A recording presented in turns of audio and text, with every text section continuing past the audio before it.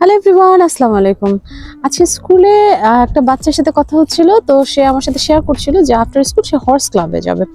তো আমি আসলে তাকে জিজ্ঞেস করছিলাম যে হর্স ক্লাবটা কোথায় এখানকার।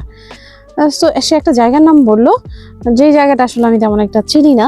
তা আমি ওকে জিজ্ঞেস করলাম যে how long does it take to go there. তখন সে আমাকে রিপ্লাই করলো, it takes an hour and a half. তার মানে 1 ঘন্টা 30 মিনিট লাগে, an hour and a half, যেটা আমরা ইউজুয়ালি বলি 1.5 আওয়ার।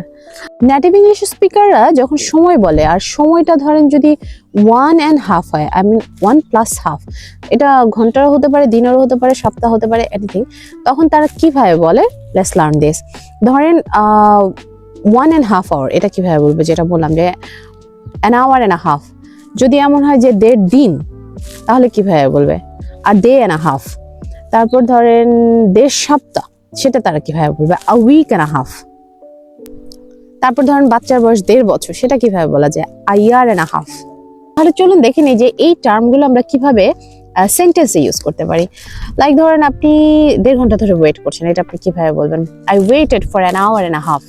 তারপর ধরেন কোথাও যাবেন, একদম 1.5 দিন টাইম লাগবে যেতে, তাহলে এটা কিভাবে বলা যায়? The journey takes a day and a half.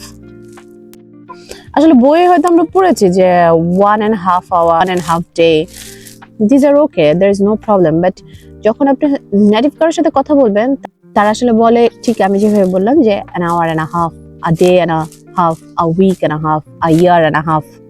That's it.